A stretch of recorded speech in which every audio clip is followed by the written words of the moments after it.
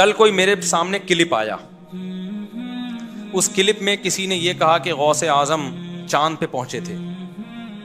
اللہ عالم کسی کے پاس رپورٹ آئی ہوگی. اچھا, بہت سے لوگوں نے الٹا سیدھا لکھا ہوا تھا, برا بلا کہا ہوا تھا. کیا وہ کہہ رہا تھا کہ امریکہ تو بعد میں چاند پہ گیا ہے, غوث اعظم پہلے چلے گئے تھے. اچھا, نیچے سب ملے جلے کمنٹس آ رہے تھے نا.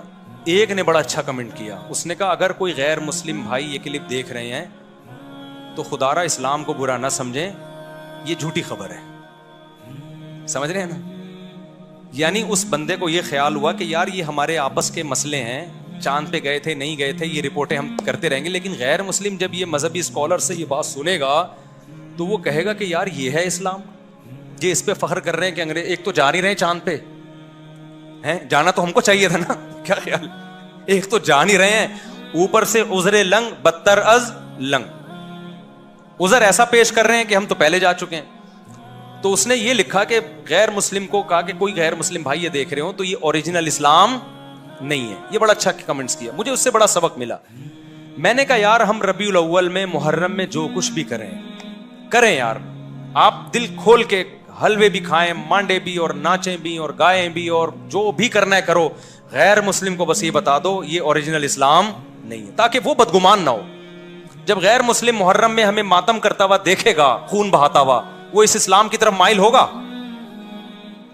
بولو نا. اس میں اٹریکشن, نماز کو دیکھ کے مائل ہوتا ہے, روزے کو دیکھ کے مائل ہوتا ہے, حج کو دیکھ کے مائل ہوتا ہے. لیکن محرم میں جو ہم خون بہا رہے ہیں, اپنا ہی خون بہا رہے ہیں, اس عمل کو دیکھ کے غیر مسلم ہماری طرف مائل نہیں ہو.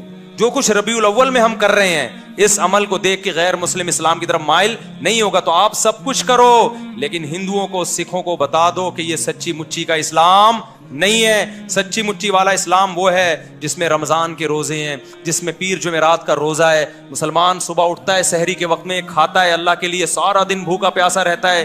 شام کو جب افطاری پہ دسترخوان پہ بھوک پیاس کے بعد کھانا رکھا ہوتا ہے اور اس کے منہ میں جب پہلا نوالا جاتا ہے تو پھر یہ دعا پڑھتا ہے, ذهب الظما, پیاس چلی گئی, وابتلت العروق, رگیں تر ہو گئیں, وثبت الاجر انشاءاللہ, اور جس خدا کے لیے ہم نے بھوک پیاس برداشت کی ہے اس خدا نے ہمارے نام اعمال میں روزے کا اجر لکھ دیا ہے. غیر مسلم اس اسلام کو دیکھ کے متاثر ہوگا جس میں آپ ماں باپ کے قدموں میں جنت تلاش کر رہے ہوگے.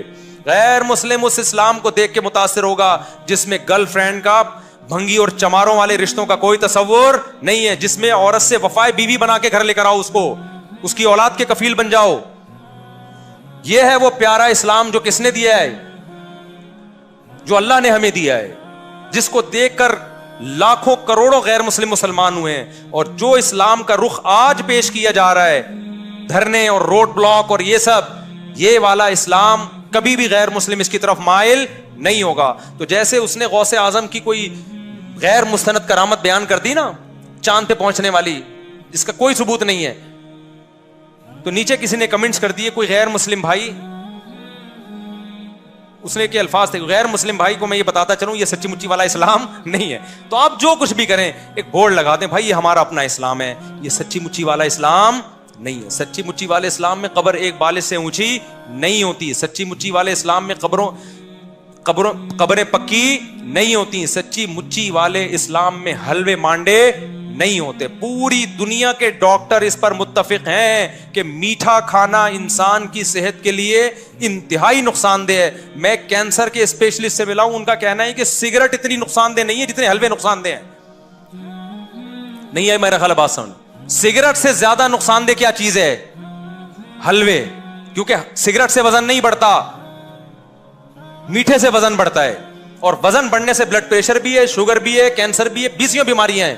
سگریٹ سے صرف کینسر ہے. یہ ڈاکٹر کی رپورٹ پیش کر رہا ہوں, ہوائی فائرنگ نہیں ہے.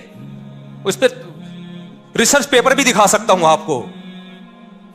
تو اسلام اس چیز کو کیسے پروموٹ کرے گا جس میں تیزے پہ بھی کھانا ہے, 40ویں پہ بھی کھانا ہے, 11ویں پہ بھی کھانا ہے, 13ویں پہ بھی کھانا ہے, اور جناب ربیع الاول پہ بھی کھانا ہے, 10 محرم کو حلیم کی دیگ ہے, ہر تھوڑے دن بعد کوئی نہ کوئی کھانے کا پروگرام چل رہا ہوتا ہے. اسلام میں صرف ایک کھانا ہے, 2 کھانے خاندانی, ایک بقرعید کا کھانا اس میں بھی میٹھا نہیں ہے, اس میں کیا ہے, گوشت.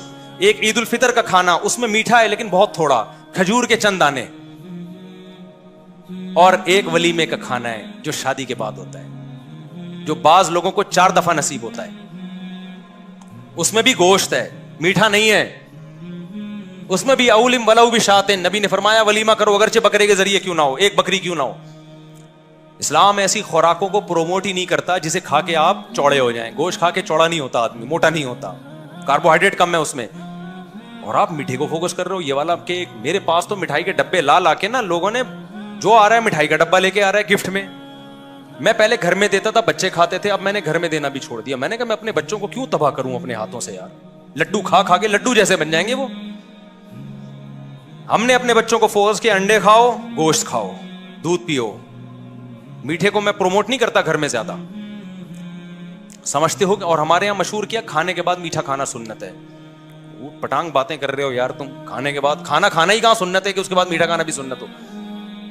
تو جو قدرتی طور پر موٹے ہوتے ہیں وہ تو بڑے بڑے بزرگان دین ہیں, وہ تو قدرت کی طرف سے. بعض صحابہ کا جسم بھی بھاری تھا, لیکن خوب سمجھ لو کھا کے جو موٹا ہو رہا ہے, اللہ اس کے رسول صلی اللہ علیہ وسلم کو وہ پسند نہیں ہے. صحیح حدیث, آپ نے ایک شخص کو دیکھا جن کا پیٹ نکلا ہوا تھا, بھاری جسم تھا. آپ نے فرمایا لو کان ھذا فی غیر ھذا لکان خیرا, او کما قال صلی اللہ علیہ وسلم. فرمایا جو خوراک تم نے کھائی ہے نا, جو پیسہ خرچ کیا ہے, کسی اور جگہ پہ خرچ کرتے تو اچھا تھا.